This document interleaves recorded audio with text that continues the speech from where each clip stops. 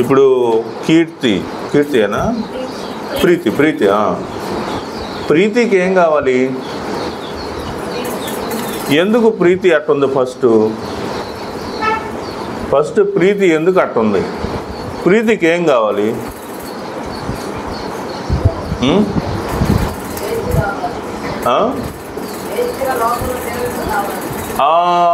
లోకంలో తిరగటం అనేది కావాలి.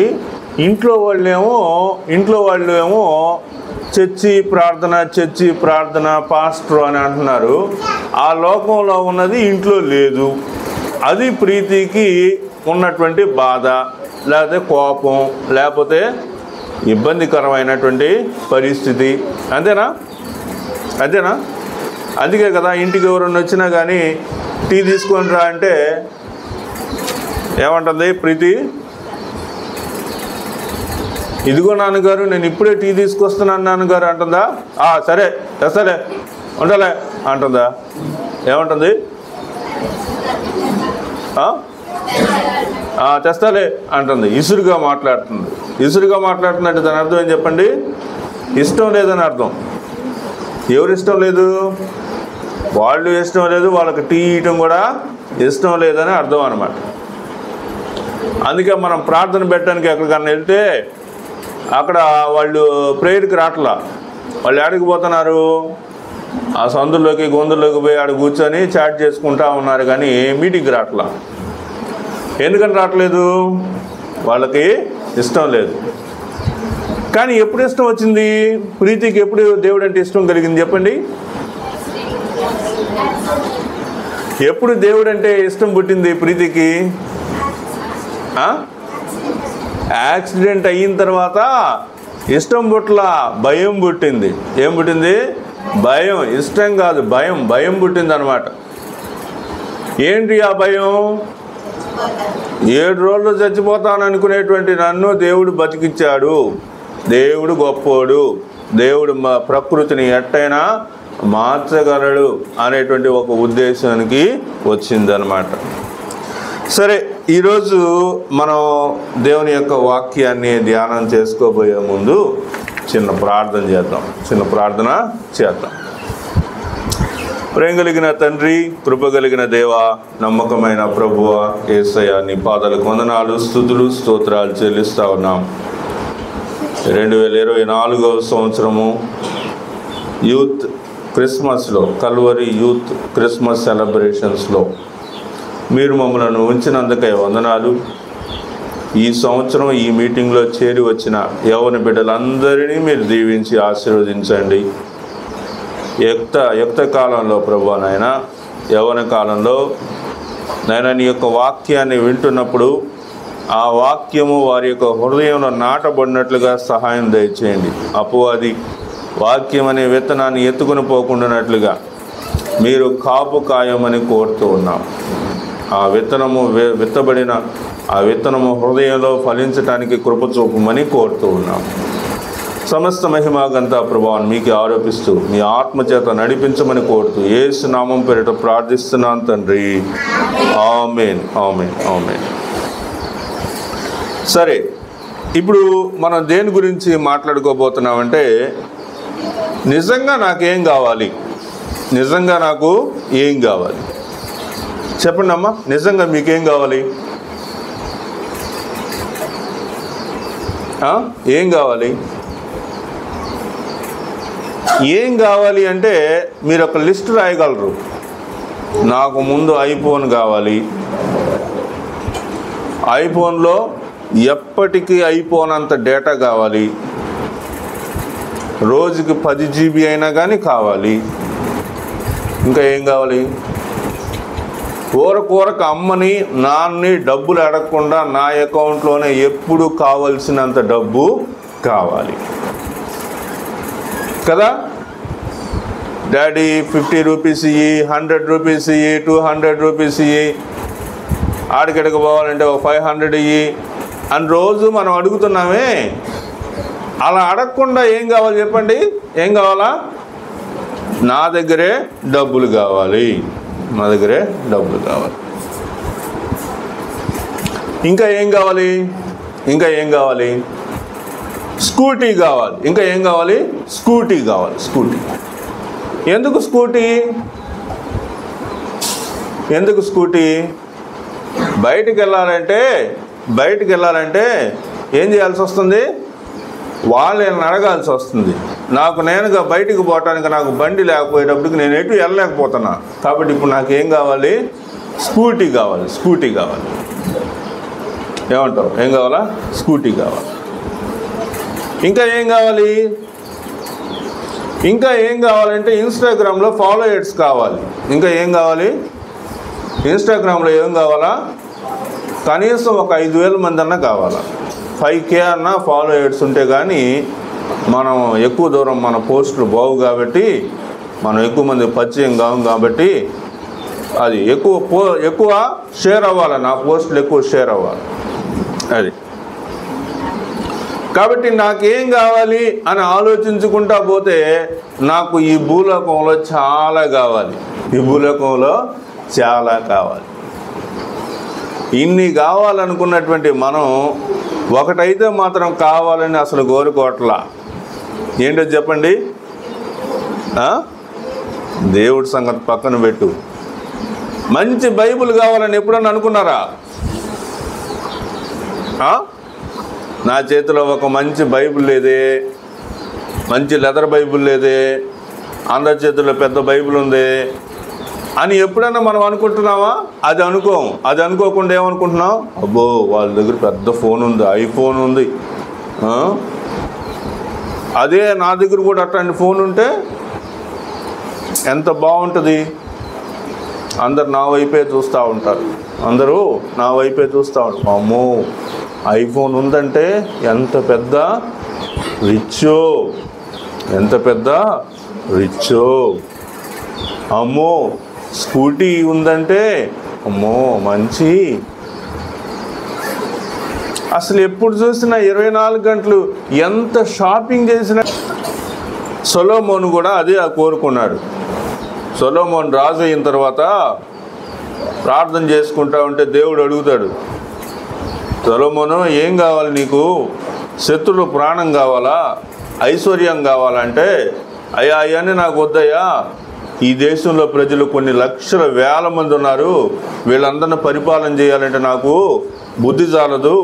నాకు జ్ఞానం దయచేయ ప్రభువా అన్నాడు. ఇంటెలిజెన్స్ దయచేయమని అడిగాడు. అప్పుడు దేవుడు ఏం చేశాడంటే, నువ్వు ఇంటెలిజెన్స్ అడిగావు కదా, నీకు ఇంటెలిజెన్స్తో పాటు డబ్బులు అన్నీ ఇస్తానని చెప్పేసి, ఐశ్వర్యం ఘనత అంతా నీకు ఇస్తానని చెప్పేసి చెప్పాడు. ధీరజా కోమల్ హర్ష. Clap to Komal Harsha. కొత్త మాడ్స్ అన్నీ రావాలా? వీలైతే ఇంట్లోనే వైఫై ఉంటే ఇంకా మంచిది. ఇంకా ఏం కావాలా? మంచి బండి కావాలా? మంచి బండి ఏంటిది? బుల్లెటా? డూకా? ఏంటిది మంచి బండి?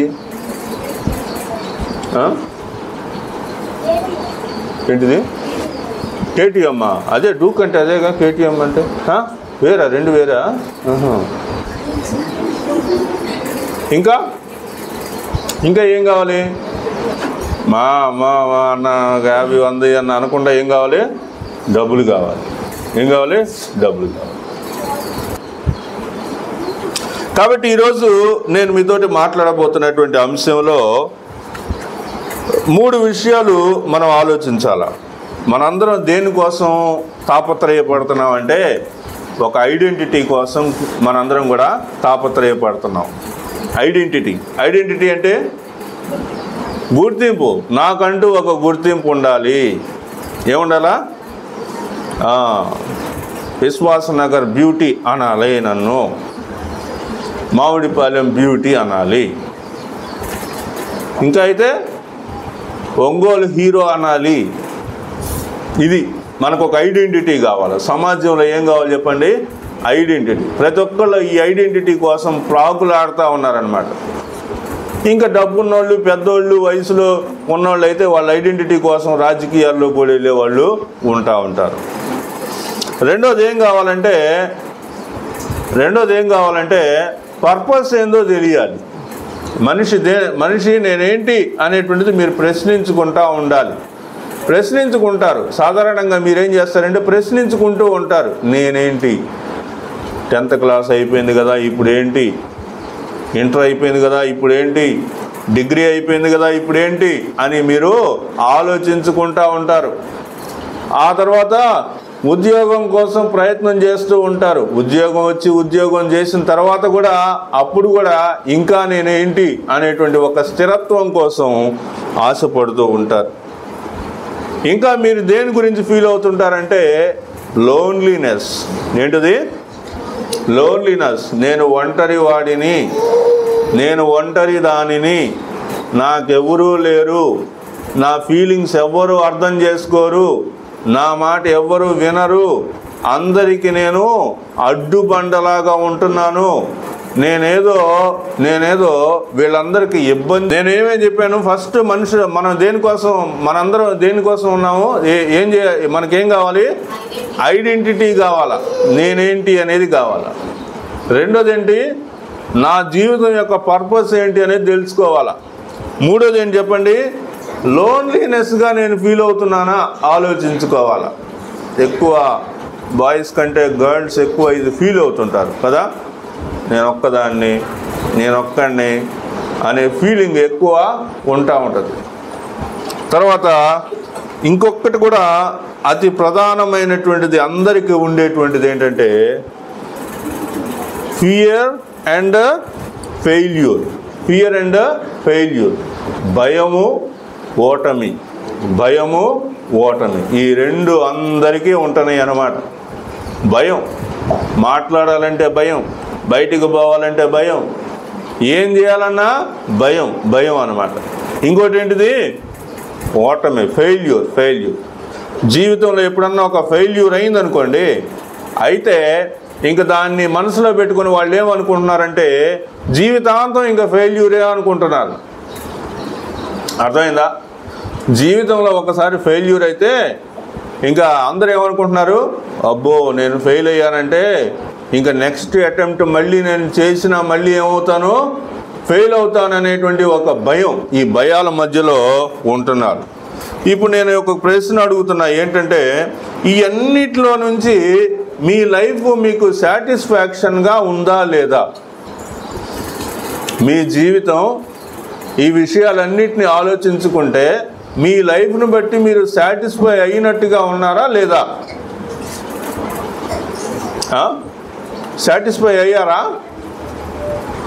ఈ లోకంలో సాటిస్ఫాక్షన్ అనేది ఎవరికి రాదండి కదా. సాటిస్ఫాక్షన్ అనేది రాదు. ఎందుకని? ఒకటి సాధిస్తే ఇంకోటి సాధించాలనే కోరిక ఉంటుంది, అది సాధిస్తే ఇంకోటి సాధించాలని అనుకుంటూ ఉంటాం. కాబట్టి ఈ విధంగా ఈ భూలోకంలో మనిషికి సాటిస్ఫాక్షన్ అనేది ఎప్పటికీ ఉండదు. తర్వాత ఇంకా మనం ఏం కోరుకుంటామంటే రిలేషన్షిప్ కోరుకుంటాం. ఏం కోరుకుంటాము? రిలేషన్షిప్. ఇది చాలా ముఖ్యమైన విషయం అన్నమాట. రిలేషన్షిప్ ఏంటంటే మనకి అంటే సాధారణంగా రిలేషన్షిప్ అనగానే ఫ్రెండ్స్ని మనం ఆలోచిస్తాం. ఏం ఆలోచిస్తామో ఫ్రెండ్స్ గురించి మనం ఆలోచిస్తాం అన్నమాట. నా రిలేషన్షిప్ ఏంటి అనేది మనం ఆలోచించుకుంటా ఉన్నప్పుడు కొన్ని సందర్భాల్లో ఈ ఫెయిల్యూర్ అనేటువంటిది ఏం చేస్తుందంటే రిలేషన్షిప్ అనేటువంటి వాటిని బ్రేక్ చేస్తుంది అన్నమాట. అర్థమైందా? అది ఫ్రెండ్లీ రిలేషన్ అయినా లేకపోతే ఇంక ఏ రిలేషన్ అయినా కానీ జీవితంలో ఫెయిల్యూర్ అనేటువంటి విషయం ఏం చేస్తుందంటే మనల్ని బ్రేక్ చేసేస్తుంది అన్నమాట. కాబట్టి ఇక్కడ రిలేషన్షిప్ విత్ గాడ్ అనే విషయాన్ని మనం గుర్తుపెట్టుకోవాలి. జీవితంలో మనకుండే సమస్యలన్నిటికీ మనం ఏం చేస్తున్నామంటే ఒకటే దగ్గరికి వచ్చి ఆగుతున్నాం. మనకు జీవితంలో ఏం జరిగినా, నీకు కావాల్సిన ఏమి నీకు రాకపోయినా, నువ్వు అనుకున్నది నీకేమీ రాకపోయినా, నువ్వు అన్నిటిని తీసుకొచ్చి ఒక్క దగ్గరికి వచ్చి క్వశ్చన్ చేస్తున్నావు. ఏంటంటే దేవుడు ఉన్నాడా? అర్థమైందా? ఇవన్నీ తీసుకొచ్చి నువ్వు ఎక్కడికి వచ్చి ఆగిపోతున్నావు? నిజంగా దేవుడు ఉన్నాడా? నిజంగా దేవుడు ఉంటే ఆ దేవుడు నా బాధలు చూడడా? నిజంగా దేవుడు ఉన్నాడా? దేవుడుంటే ఆయనకి నా బాధలు తెలియదా? నిజంగా నా బాధలు ఆయనకి తెలిస్తే నేనెందుకు ఈ స్థితిలో ఉన్నాను? ఇది ప్రతి ఒక్కళ్ళు ఆలోచించేటువంటి విషయం. ఎక్కడ ఆగామండి మనం? ఎక్కడ ఆగామని చెప్పండి. మన లైఫ్లో జరిగేటువంటి ప్రతి సిచ్యువేషన్ అన్నిటినీ మనం ఆలోచిస్తూ అన్నిటినీ కలుపుకొచ్చి ఒక్క దగ్గర ఆగుతాం అన్నమాట. అది అందరూ, నువ్వు నేనే కాదు, ఈ భూ ప్రపంచంలో ఉన్న ప్రతి ఒక్కళ్ళు అన్నమాట. వాళ్ళందరూ వచ్చి ఎక్కడ ఆగుతున్నారండి? దేవుడు ఉన్నాడా? దేవుడే నిజంగా ఉంటే దేవుడికి నా బాధ తెలియదా? దేవుడికి నా బాధ తెలిస్తే నేను ఇంకా బాధపడుతూనే ఉంటానా అనే విషయాల దగ్గర మనం ఆగిపోతూ ఉంటాం అన్నమాట. ప్రియులరా, క్రైస్తవులు కాకుండా వేరే ఇతర మతాల్లో, ఇతర విశ్వాసాల్లో ఉన్న వాళ్ళు ఏమంటారంటే దానిని విధి అంటారు. ఏమంటారు? విధి. నా విధి నాకు ఇలా అయ్యింది, పూర్వ జన్మలో నేను తప్పు చేశాను కాబట్టి నాకు ఈ జన్మలో ఇట్ అయ్యింది. ఇంకా ఏమనుకుంటారు? నేను పుట్టడమే ఫలానా రాశిలో పుట్టానంట, ఆ రాశిలో అన్నీ నష్టాలే ఉంటాయంట.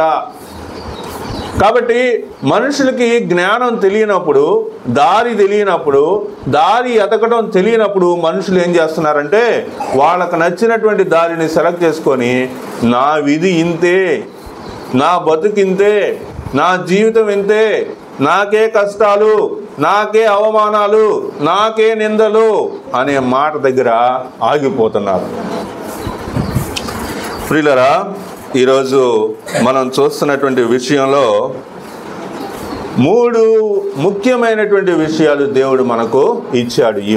ఇవన్నీ ఈ జీవితం అంతట్లో, లేదా ఇప్పుడు మనం మాట్లాడుకున్న విషయాలన్నిటినీ మనం కలిపితే ఒక 3 విషయాలు దేవుడు మనకు ఇచ్చాడనమాట. ఆ 3 విషయాలతోటి మనం దేనినైనా సాధించవచ్చు అనమాట. ఒక 3 విషయాలు దేవుడు మనకిచ్చాడు. ఆ 3 విషయాలతోటి ఈ భూ ప్రపంచంలో మనం దేనినైనా సాధించవచ్చు. అది మొదటిది ఏంటంటే పీస్, శాంతి. ఏంటిది? శాంతి. శాంతిని ఇచ్చాడు దేవుడు. రెండోది హోప్, నిరీక్షణనిచ్చాడు. రెండోది ఏం చెప్పండి? హోప్ అన్నమాట. హోప్ అంటే నిరీక్షణ ఇచ్చాడు. మూడోది ఏంటంటే జాయ్, ఆనందాన్ని ఇచ్చాడు. ఆయన ఏమి ఇచ్చాడు? ఆనందాన్ని ఇచ్చాడు. ప్రియులరా, మనం ఒక వాక్యాన్ని చూద్దామా బైబిల్లో నుంచి? రోమీలకు రాసిన పత్రిక 5వ అధ్యాయము 1వ వచనాన్ని మనం చూద్దాం.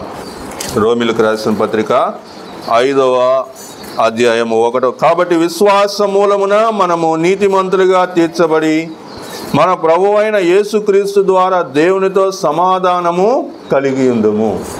దేవుడు మనకేమిచ్చాడంటే సమాధానం ఇచ్చాడు. దేవుడు మనకేమిచ్చాడు? సమాధానం ఇచ్చాడు. ఒకసారి మీరు గుర్తుపెట్టుకోవాల్సిన విషయం ఏంటంటే, నువ్వు బాగా చికాకులో ఉన్నావు అనుకో, బాగా ఇబ్బందిగా ఉన్నావు అనుకో, స్ట్రెస్ ఫీల్ అయి ఉన్నావు అనుకో, అప్పుడు నువ్వేం అర్థం చేసుకోవాలో తెలుసా? నీకు సమాధానము దేవుడిచ్చాడని గుర్తుపెట్టుకోవాలా. ఏంటమ్మా మన ఐడెంటిటీ ఏం చెప్పండి? Christian is a identity. ఈ లోకంలో నుంచి మనం సపరేట్ అయినటువంటి పాయింట్ అదే క్రిస్టియన్లో కూడా ఇంకోటి ఏం చెప్పండి? క్రిస్టియన్లో కూడా ఇంకోటి ఏం చెప్పండి? బిలీవర్. మనం ఎవరని చెప్పండి? బిలీవర్స్. తర్వాత ఇంకా ఎవరు తెలుసా? మనం వీఆర్ చోజన్. మనం వీఆర్ చోజన్, ఎన్నుకోబడినటువంటి వాళ్ళం. క్రైస్తవులం, విశ్వాసులం, ఎన్నుకోబడినటువంటి వాళ్ళం, ప్రత్యేకింపబడినటువంటి వాళ్ళం. ఇవి మన యొక్క ఐడెంటిటీస్. ఇంకొక ఫైనల్ ఏంటంటే చిల్డ్రన్ ఆఫ్ గాడ్. ఏం చెప్పండి? చిల్డ్రన్ ఆఫ్ గాడ్ వచ్చినా అది నీకు మాత్రం రాదు. ఒకవేళ మహా వస్తే నువ్వు 10,000 పెడితే 5 రూపాయలు 10 రూపాయలు నువ్వు విన్ అవుతావు. సరే, ఓకే. ఇప్పుడు మనం 3 విషయాల్లో నుంచి మన యొక్క వాక్యంలోనికి వెళ్తున్నాం. ఏంటంటే దేవుని ద్వారా మనకు లభించింది ఏంటంటే ఐడెంటిటీ కోసం మనం వెతుకుతున్నాం. దేవుడు మనకు ఒక ఐడెంటిటీ ఇచ్చాడు. రెండోది ఈ భూలోకంలో అసలు నేనేం చేస్తున్నాను, నా పర్పస్ ఏంటి అని నేను ఎత్తుక్కుంటా ఉన్నాను. దేవుడు మనకంటూ ఒక పర్పస్ని ఇచ్చాడు. దేవుడు మనకు ఒక పర్పస్ని ఇచ్చాడు. ఈ భూలోకంలో నువ్వు ఎందుకు ఉన్నావు, ఎందుకు జీవిస్తున్నావు, నీ పని ఏంటి అనేటువంటి ఒక పర్పస్ ఇచ్చాడు. నీకు చదువు ఇచ్చాడు. చదువుతో పాటు ఉద్యోగం చేసుకోవటానికి దారి కూడా ఆయన చూపిస్తాడు. నువ్వు ఉద్యోగం చేసుకుంటూ ఆయన యొక్క సేవ పరిచర్య చేయాలి. లేదా నమ్మకమైన విశ్వాసిగా నువ్వు ఆయన కోసం నిలబడాలి. మూడోది, మనం ఎప్పటికీ కూడా లోన్లీనెస్లో ఉండము. మనం ఎప్పటికీ కూడా ఒంటరిగా ఉన్నాను, నేను ఒంటరిగా ఉన్నాను అనే పరిస్థితి ఎప్పటికీ ఉండదు. మనం ఎప్పుడూ ఒంటరిమి కాము. హనోక్ అని ఆయన ఒక పాట కూడా రాశాడు దీని మీద. సిరివెల్ల హనోక్ అని ఒక ఆయన.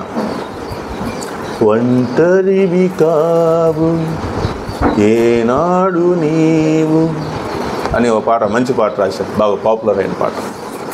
కాబట్టి ఈ లోకంలో ఉండేటువంటి వాళ్ళు ఒంటరితనంతో ఫీల్ అవుతూ ఉంటారు. కానీ మనం ఒంటరిగా ఎప్పుడూ ఉండవు. మనతోటి ఎప్పుడు కూడా దేవుని యొక్క దూతలు ఉంటారు. గుర్తుపెట్టుకోండి, మనతోటి ఎప్పుడు ఎవరు ఉంటారు? దేవుని దూతలు ఉంటారు. ఇప్పుడు మనకు కనిపించకపోయినా పక్కన ఉంటారన్నమాట. దేవుని దూతలే కాదు, దెయ్యం దూతలు కూడా ఉంటారు. నీ పక్కన ఎవరుంటారు చెప్పండి? దేవుని దూతలే కాదు, దెయ్యం దూతలు కూడా ఉంటారు. దెయ్యం దూతలు ఏం చేస్తుంటారంటే నేను టెంప్ట్ చేస్తూ ఉంటారు. ఏం చెప్తుంటారు దెయ్యం దూతలు? నువ్వు ఒంటరివి అంటారు. ఏం చెప్తారు చెప్పండి? నువ్వు ఒంటరివి, చూడు నిన్నెవ్వరు పట్టించుకోవట్లేదు, చూడు నీ మాట ఎవ్వరూ లక్ష్య పెట్టట్లేదు, నీ మాట ఎవ్వరు వినట్లేదు, చూడు అందరూ నిన్ను అసహ్యించుకుంటున్నారు అనే ఒక అపవాది దూత పక్క నుండి నీకు ఆలోచనలు పుట్టిస్తూ ఉంటాడు. అదే టైంలో నువ్వేం ఆలోచించాలా? నేను ఒంటరిని కాదు, నేను ఒంటరిని కాదు, నేను ఒంటరిగా లేను, నేను దేవునితోనే ఉన్నాను, దేవుని సన్నిధిలోనే ఉన్నాను అనే విషయాన్ని నువ్వు గుర్తుపెట్టుకోవాలా. నాలుగోది ఏంటి? Fear and failure. నువ్వు దేని గురించి బాధపడుతుంటావంటే ఎప్పుడు ఫియర్, భయం గురించి, ఓటమి గురించి. ఎక్కడ ఓడిపోతానో, ఎక్కడ పోయిద్దో, ఎక్కడ రాదో, ఎక్కడ ఇంత కష్టపడి ఇంత చేసినా నాకు ప్రతిఫలం రాదో అనే విషయం దగ్గర మనం భయపడుతూ బాధపడుతూ ఉంటాము. దీనికోసం మొహం చాటేసుకునేటువంటి వాళ్ళగా ఉంటాం కదా, అలాగా తిరుగుతూ ఉంటారు. ప్రియులారా గుర్తుపెట్టుకోండి, మనం ఎప్పటికీ కూడా భయపడాల్సినటువంటి అవసరమే లేదు. యోబు ఏమన్నాడు చెప్పండి? యోబుకి జరిగినటువంటి నష్టం, యోబుకు జరిగినటువంటి కష్టాన్ని చూసి ఏమన్నాడు చెప్పండి? యెహోవా ఇచ్చెను, యెహోవా తీసుకొనెను, యెహోవా నామానికి మహిమ కలుగును గాక అని చెప్పి వదిలేశాడు. ఇక్కడ నేను కూడా మీకు అదే చెప్తా ఉన్నా. ప్రభువా, నువ్వు నన్ను పుట్టించావు, ఈ భూలోకంలో నాకు జన్మనిచ్చావు, నేను ఎదుగుతూ ఉన్నాను, నా భవిష్యత్తు నీకు తెలుసు, నేనేం పని చేస్తానో అది నీకు తెలుసు, ఏ ఉద్యోగం చేస్తానో అది నీకు తెలుసు, ఎక్కడ ఉంటానో అది నీకు తెలుసు, ఏ కుటుంబంతో నేను జత చేయబడతానో అది నీకు తెలుసు, లేదా ఏ కుటుంబంతో నేను కలుస్తానో అది నీకు ముందే తెలుసు. నా భవిష్యత్తు గురించి నేను ఒంటరిగా ఉన్నానని ఆలోచించుకుంటే ఏమీ సాధించలేను. రోజు రోజుకి కృషించిపోతూ ఉంటా, రోజు రోజుకి నష్టపోతూ ఉంటా, రోజు రోజుకి కష్టాన్ని మీదేసుకుంటూ ఉంటా, విపరీతంగా ఆలోచిస్తూ ఉంటా. దాని ద్వారా ఏమొచ్చింది? హైపర్ టెన్షన్ వచ్చింది. హైపర్ టెన్షన్లో నుంచి ఏమొచ్చింది? బీపీ వచ్చింది, షుగర్ వచ్చింది. ఇంకా ఈ విధంగా నువ్వేమైపోతుంటావంటే రోజు రోజుకి కృషించిపోతూ ఉంటావు. ఎప్పుడు? నువ్వు భయంలో, ఓటమిలో ఉన్నప్పుడు. భయము, ఓటమి అనేటువంటి ఆత్మ దేవుడు మనకు ఇవ్వలేదు. ఆయన ఎలాంటి ఆత్మనిచ్చాడు? పిరికితనం అనేటువంటి ఆత్మను మనకు ఇవ్వలేదు. ఆయన యొక్క శక్తి అనేటువంటి ఆత్మను ఆయన మనకు ఇచ్చాడు. ఇప్పుడు మనం లూకాసు సువార్త 2వ అధ్యాయం 10వ వచనంలోనికి వెళ్దాం. నేను ముగిస్తున్నాను, 10 నిమిషాలు ముగిచ్చేస్తాను. లూకాసు సువార్త 2వ అధ్యాయము 10వ వచనం. లూకాసు సువార్త 2వ అధ్యాయము 10వ వచనం. వినాలా ఎక్కడికి పోవాలా ఎక్కడికన్నా? ఏముంది అక్కడ? అయితే ఆ దూత భయపడకుడి, ఈ మాట చదవండి, అందరు చదవండి. ఇదిగో చదవండి, అందరు చదవండి. ఇదిగో ప్రజలందరికీ కలుగబోవు మహా సంతోషకరమైన, చదవండి, మహా సంతోషకరమైన సువర్తమానము నేను మీకు తెలియజేస్తున్నాను. ఏంటది? మహా సంతోషకరమైన సువర్తమానము, మహా సంతోషకరమైన సువర్తమానము. ఈ మాట తర్వాత, అంటే ఈ మాటకు ముందు జరిగిన విషయాలు ఏంటంటే, మనుషులకి భయం. ఇశ్రాయేలీయులైనటువంటి వాళ్ళ గురించి చెప్తున్నా. ఏముంది చెప్పండి? భయం ఉంది. ఎందుకని? ఏ సైనికుడు వస్తాడా, నా మీద ఎలాంటి పన్ను మోపుతాడా, నన్ను చెరసాలలోకి తీసుకెళ్తాడా, నన్ను బందీ చేస్తాడా, నన్ను స్వతంత్రుడు అయినటువంటి నన్ను తీసుకెళ్ళి బానిసను చేస్తాడా అనేటువంటి బాధలో, భయంలో మనుషులు జీవిస్తున్నటువంటి కాలం అన్నమాట. అర్థమైందా? మనం ఎవరో అంటే మనం స్వతంత్రులం. తెలుసా మనం ఎవరో చెప్పండి? స్వతంత్రులం, సిటిజన్స్. మనం ఎవరో చెప్పండి? సిటిజన్స్. మనం ఇండియన్ సిటిజన్స్ అనమాట. మనం ఇండియన్ అని చెప్పడానికి ఏముంది మన దగ్గర ఆధారము? సమాధానం నేనే చెప్పాను కదా, చెప్పొచ్చు కదా. ఐడెంటిటీ ఏంటి చెప్పండి? ఆధార్ కార్డు. ఆధార్ కార్డు ఏం చెప్తుంది? నేను భారతీయుడిని అని చెప్తుంది. ఇంకా రేషన్ కార్డు ఏం చెప్తుంది? నేను భారతదేశంలో ఒక కుటుంబంలో ఉన్నటువంటి వాడిని అని చెప్తుంది. ఈ విధంగా నువ్వు భారతదేశంలో పుట్టినప్పుడు నీకేమి ఇచ్చారు? బర్త్ సర్టిఫికేట్ ఇచ్చారు. ఏమిచ్చారు? Birth certificate. 10th క్లాస్ అయిపోతే అప్పుడు ఒక సర్టిఫికేట్. ఆ విధంగా నువ్వు భారతీయుడివి అని చెప్పడానికి ఎన్నో ఉన్నాయన్నమాట. కాబట్టి అప్పటి వరకు, ప్రభువారు జన్మించక ముందు వరకు కూడా ఏముంది లోకంలో అంటే కఠినమైనటువంటి పరిస్థితులు ఉన్నాయి. ఏమున్నాయంటే, ఆ ముందు వరకు ఏమున్నాయంటే ప్రజలకి ఐడెంటిటీ లేదు. అర్థమైందా? అప్పటి వరకు ఈ మహా సంతోషకరమైనటువంటి సువర్తమానం అనేటువంటిది తెలియక ముందు వరకు ఏమి లేదండి, ఏమి లేదు. ప్రజలకి ఐడెంటిటీ లేదు, ఏమి లేదు. వాళ్ళు అసలు ఏంది అనేటువంటి విషయం వాళ్ళకే తెలీదు. బిక్కు అనుకుంటా భయపడుతూ ఉండేటువంటి వాళ్ళుగా ఉన్నారు అప్పటి వరకు. ఇంకా ఏంటి, వాళ్ళందరూ ఒంటరితనంతో ఉన్నారు. వాళ్ళందరూ ఎలా ఉన్నారు? ఒంటరితనంతో ఉన్నారు. తర్వాత వాళ్ళందరికీ భయం అనేటువంటిది, ఓటమి అనేటువంటి దాంతో వాళ్ళు జీవిస్తూ ఉన్నారు. అయితే ఎప్పుడైతే దేవుని యొక్క దూతలు, అక్కడ మనం చూడండి, లూకాసు వార్త 2వ అధ్యాయము 8 నుంచి, ఆ దేశంలో కొందరు గొర్రెల కాపరులు పొలంలో ఉండి రాత్రి వేళ తమ మందను కాచుకొనుచుండగా ప్రభు దూత వారి యొద్దకు వచ్చి నిలిచెను. ప్రభువు మహిమ వారి చుట్టూ ప్రకాశించినందున వారు మిక్కిలి భయపడిరి. అయితే ఆ దూత, భయపడకుడి, ఇదిగో ప్రజలందరికీ కలుగబోవు మహా సంతోషకరమైన సువర్తమానము నేను మీకు తెలియజేయుచున్నాను. దావీదు పట్టణమందు నేడు రక్షకుడు మీ కొరకు పుట్టి ఉన్నాడు. ఈయన ప్రభు అయిన క్రీస్తు. కాబట్టి భయపడొద్దు, ఫియర్ నాట్, భయపడొద్దు అనేటువంటి మాట మనం ఇక్కడ చూస్తూ ఉన్నాం. మనకు రక్షకుడు జన్మించాడు. ఆ రక్షకుడు జన్మించడం వలన ఏమైంది చెప్పండి? మనకి విడుదల లభించింది, మనకు ఒక ఐడెంటిటీ వచ్చింది. మనం లోన్లీనెస్లో లేము, మన భయము తొలగిపోయింది. మనం ఏమయ్యాం చెప్పండి? మనము విజేతలమయ్యాం. ఓటమిలో నుంచి మనం ఏమయ్యాము? విజేతలమయ్యామని వాక్యం మనకు తెలియజేస్తూ ఉంది. కాబట్టి మహా సంతోషకరమైన సువర్తమానం అంటే ఏంటి? Good news of great Joy. మహా సంతోషకరమైన సువర్తమానం అంటే ఏంటి? ప్రభు అయినటువంటి యేసుక్రీస్తు వారే. ఇక్కడ చాలా వచనాలు నేను చెప్పొచ్చు, కానీ మీరు అంత కాన్సన్ట్రేటెడ్గా లేరు కాబట్టి నేను కంక్లూడ్ చేస్తూ ఉన్నా. ఏంటి చెప్పండి? మహా సంతోషకరమైనటువంటి సువర్తమానములో దూత ఆ గొర్రెల కాపర్లకు ఏం చెప్పిందో తెలుసా? ఏం చెప్పాడో తెలుసా? నేడు రక్షకుడు ఏముంది? దావీదు పట్టణమందు నేడు రక్షకుడు పుట్టి ఉన్నాడు. మనకు రక్షకుడు ఉన్నాడు, అది గుర్తుపెట్టుకోండి. మనకు ఎవరున్నారు చెప్పండి? రక్షకుడు ఉన్నాడు, రాక్షసుడు కాదు. అర్థమైందా? రక్షకుడు.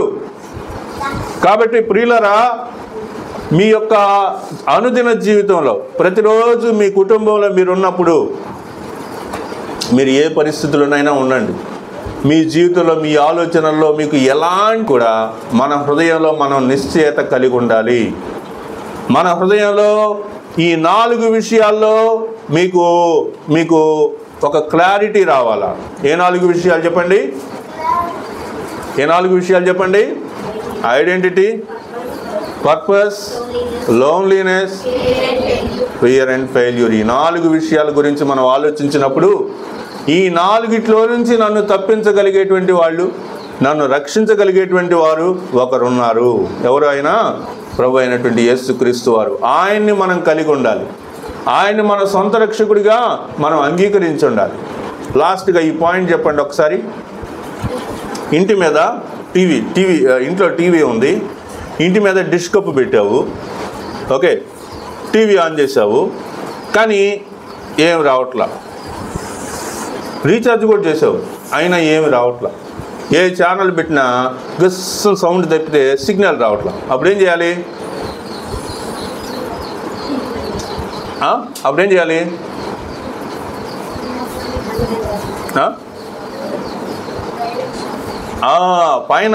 పైన డిష్ కప్పు పెట్టావే, ఆ డిష్ కప్పు డైరెక్షన్ ఏం చేయాలా? మార్చాలి. ఎంత మార్చాలి? మీకు ఎవరికి ఇంటి మీద డిష్ కప్పు లేవా? సన్ డైరెక్ట్ అంటే ఎవరు పెట్టుకోలేదా? కాబట్టి అక్కడ ఏముంటుందంటే, ఆ సన్ డైరెక్ట్ అనేటువంటిది కానీ లేకపోతే ఏదైనా ఇలాంటిది ఆ డిష్ టీవీ కొనుక్కుంటే ఆ డిష్ టీవీకి ఒక బుక్ ఇస్తారు. ఏమిస్తారు? ఒక బుక్ ఇస్తారు. ఆ బుక్లో కొన్ని డీటెయిల్స్ ఉంటాయి. నువ్వు ఎక్కడున్నావు అని ఉంటుంది అనమాట. వేర్ ఆర్ యూ నవ్ అని ఒక పేజ్ ఉంటుంది. ఆ పేజీలో ఇండియాలో ఒంగోలులో పలానా డైరెక్షన్లో ఉన్నాను అని తెలిస్తే అప్పుడు ఒంగోలుకి సంబంధించి ఒక లాంగిట్యూడ్ లాటిట్యూడ్ డీటెయిల్స్ ఇస్తాడనమాట. అక్కడ ఆ డీటెయిల్స్ ప్రకారం నువ్వేం చేయాలంటే ఆ డిష్ కప్ని అడ్జస్ట్ చేయాలి. అడ్జస్ట్ చేసినప్పుడు అప్పుడేమైంది చెప్పండి? అప్పుడేమొచ్చింది? అప్పుడు నీకు మంచి సిగ్నల్ అనేటువంటిది వచ్చింది. ప్రియులారా, అలాగే దేవుడు మనకు తెలుసు. ఎవరు దేవుడు? ఆ పైన ఉన్నటువంటి సిగ్నల్, శాటిలైట్ అనుకోండి, దేవుడిని శాటిలైట్ అనుకోండి. నేనెవరిని? నేను టీవీని. అర్థమైందా? లేకపోతే నా హృదయం టీవీ అనుకోండి, ఓకేనా? నా హృదయంలోకి దేవుడి సిగ్నల్ రావాలంటే నేనేం చేయాలా?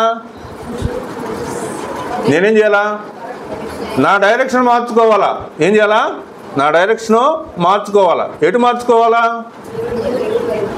ఎటు సిగ్నల్ వస్తే అటు మార్చుకోవాలా. అర్థమైందా? ఎటు సిగ్నల్ వస్తే అటు మార్చుకోవాలా. కాబట్టి ప్రభు మనకు తెలుసు, దేవుని యొక్క వాక్యం మన చేతిలో ఉంది, కానీ మన దృష్టి ప్రభు వైపు లేనప్పుడు ఈ 4 విషయాల్లో మనం ప్రతిసారి ఫెయిల్ అవుతూనే ఉంటాం.